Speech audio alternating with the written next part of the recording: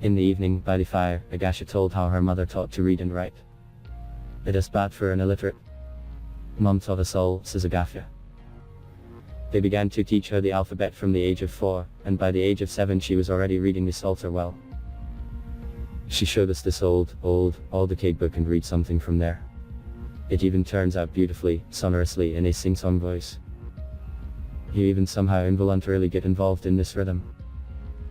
By analogy, I recall that one of the books from which Mikhail Vasilievich Lomonosov studied was the Psalter, translated by Semyon Polotsky, the first professional poet in Russia. In the Lykov family, Natalya studied the most difficult, godmother, as Agafya calls her. The rest of the letter was given easily. By the age of 7, Agafya could already read the Psalter by heart, and this is a thick book. Her abilities are clearly great. Nikolai Petrovich wrote and showed her the Arabic count to 10, which she does not know at all. Their numbers are represented by letters, so she learned it right away. For the night, he again made Agafya a paraffin bandage in the presence of his grandfather, who was silent, glanced and did not utter a word. Agafya tied woolen stockings on top of the applique to keep warm, sent by Lykov in one of the many parcels sent to them from all over the Union. The candles, by the way, were also taken from those sent. After the first application, the pain in the arm and the swelling decreased. The night was very cold today, with rain. The sleeping bag will open a little, you immediately freeze. August 27. The morning is cold, dewy, a kind of prolonged, slowly flaring up. But then the sun came out, it got warmer. Today there are somehow especially many songbirds, which are filled with all voices. How changeable everything is in the Sine Mountains. It was hot, as in the height of summer, then suddenly hail and cold. After breakfast, Lev Stepanovich and I throw away the earth with stones from the storage shed so that it would become higher and the bear could not climb into it. Agafya, Elvira Viktorovna and Nikolai Petrovich went to the upper hut. Elvira Viktorovna needs to draw something else there, and Agafya has her own household chores. The day is sunny and warm today, but a kind of brooding autumn. A stream runs down and murmurs.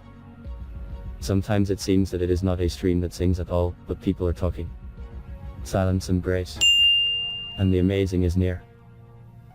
In the morning, under the rock, I found several gooseberry bushes. Where from? Something else in the Sine taiga. I have not met him, although I have been walking in the taiga for several years. A few steps from the hut there are raspberries, on which there are still berries, bird cherry, blueberry, mountain ash and even gooseberry. You can pick so many varieties of berries at one time, usually ripening at different times. Amazing. And the cedar tree surrounds the hut from all sides, and we all, in our free time, continuously, like chipmunks, gnaw cones or pine nuts. Agafya always makes sure that our reserves in his pocket do not decrease. Despite the amazing taiga air, abundance of berries and quite tolerable food, all members of the expedition noted lethargy, apathy, poor appetite, weakness, and sometimes even shortness of breath. There were significant fluctuations in blood pressure on different days. What is the reason? Did you work a lot out of habit, or does the climate change in the highlands, about 1500-2000 m above sea level, affect? You will need to find out from geologists what the barometric pressure is in these places. Maybe this corner is not so heavenly. The grandfather sat in the hut until 3 o'clock in the afternoon, did not show himself. Then he went out and asked, maybe prepare the moss. What do you think? Will they make an extension to the hut? I answer, I think, since the foresters promised, they will do it. And we will remind you on the way back. Then Karp Osipovich went for the moss, and on the way he looked at the storage shed we had made. Prior to that, he did not show any interest in him, although the storage shed for them is the first necessity, because the time has come to collect the pine nut and it needs to be put somewhere. One gets the impression that Karp Osipovich entered the storage shed only because he was on the way. The lack of interest in the storage is not clear. Either he completely trusts Agafya and she tells him everything we already know for sure, or it does not bother him at all. Having looked at the storage shed, the grandfather, it seems, was satisfied. I am very grateful, they have worked hard. They really did a lot of work there, even today, when they were choosing soil from the storage shed. Clearing the taiga rubble, removing the sod, all overgrown with the roots of trees and grasses, scrubbing stones, this is not a very easy job. All day we drink taiga tea, a mixture of currants, lingonberries, blueberries, mountain ash and wild rosemary. How lovely. I already miss home, my thoughts more and more often return to it. How are my girls? Are you healthy? I notice that Karp Osipovich does not really take everything on faith. Checks, asks the same thing, then one, then the other. Grandfather and Agafya's vocabulary is quite large, but to a large extent bookish. They speak freely about everything, figuratively and vividly. Yesterday, by the fire, I told my grandfather and Agafya about the success of medicine. In particular, he told them that it is possible to revive a deceased person. Grandfather asked, always? I explained. He asked a couple more questions and clearly did not believe what I told him. And Agafya sat deep in thought for a long time. What was she thinking? Maybe the dead brothers and sister. Maybe that they could still be saved. But, probably, we will never know the train of her thoughts. Agafya showed us a folding, portable icon. It depicts all the divine holidays. Tomorrow Assumption, the Mother of God is placed in a coffin. Before that there was a 2-week fast. It was impossible to eat food of animal origin. The Transfiguration was last Friday. Today Agafya brought the sklat from the upper hut on the river. He is old, all smoked. Agafya says that it can be cleaned if immersed in water with soaked milk mushrooms. Agafya brought a folding fold, holding it in a clean towel. And then, talking, she got carried away and took him in her hands. I asked her, can I take it with my hands? She caught herself, immediately grabbed it with a towel, said, you can be clean. Then she brought the icon of street. Nicholas, saving people from drowning and something else, and enthusiastically talked about him. August 28. Today is the holiday, Assumption, nothing can be done. The Lykovs all morning, longer than usual, read a prayer, sing in different voices. The day is grey, sometimes it rains. At about 12 o'clock we set off with our honest company, Elvira Viktorovna, Nikolai Petrovich and I, to the lake. First, a steep descent along the rocks to the Abakan River for 20 minutes. Then we turn up Abakan and in 10 minutes we notice a lake between two mountains. We make our way to and through the jungle, walk along the continuous blueberries and lingonberries. It is even somehow awkward to step. On the way, we eat red and black sour cherry, large honeysuckle and, of course, blueberries and lingonberries. And on the kurumnik around the lake there is a surprisingly red and sweet rosehip. We are gaining vitamins for the whole year and a long winter. We went out to the lake and were stunned. Such a stunning, majestically severe beauty. The lake is small, about 150 by 300 meters, sandwiched between rocks. The transparency of the water is extraordinary, it seems that there is none at all. At the bottom you can see all the stones, silt and tracks of some animals, probably a bear and an elk. Obviously in hot weather, they come here to quench their thirst and cool off.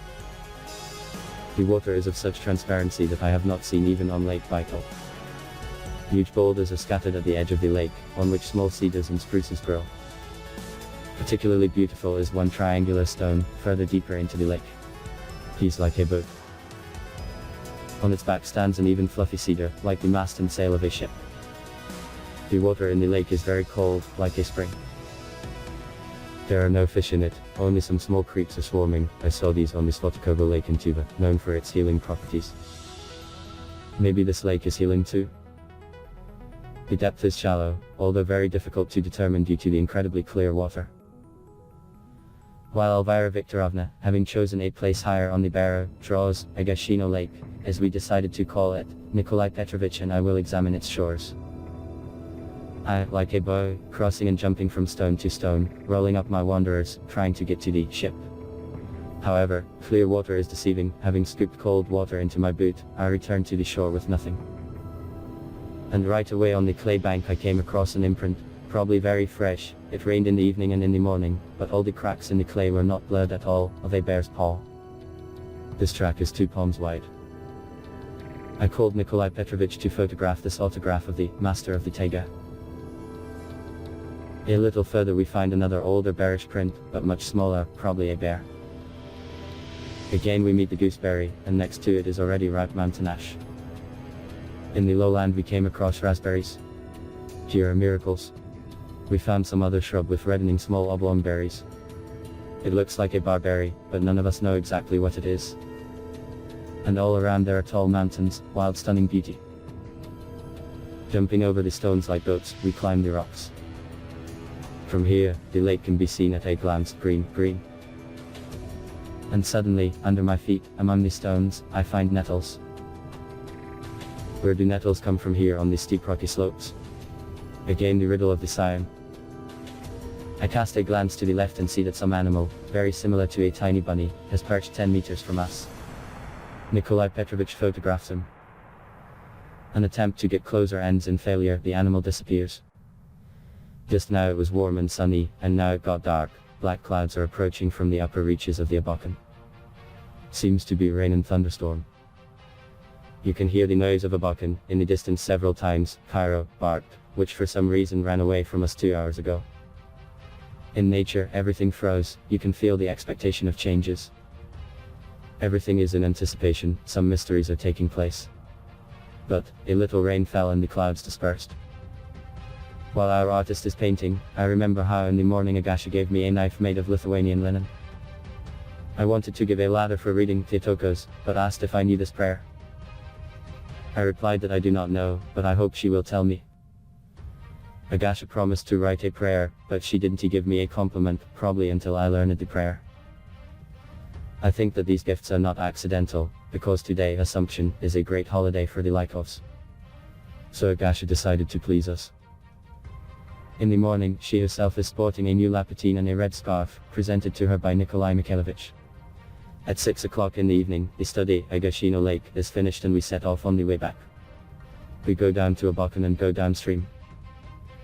On the way we try to fish with a spinning rod and a fly, but all to no avail. Even at the cheeks, where huge green pits and boulders and according to all the fishing signs should have taimen, lennox and grayling, you can't hear or see fish. The river is dead. Why? Did the poachers have time to amuse themselves here in this wilderness?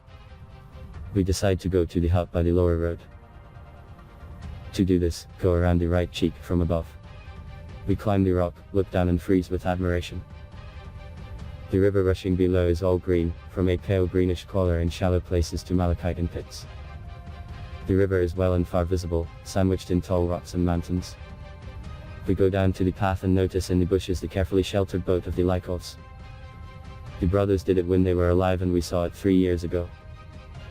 This boat is not completely completed and, of course, will not be completed now. She is an old hidden dream of the Lykovs.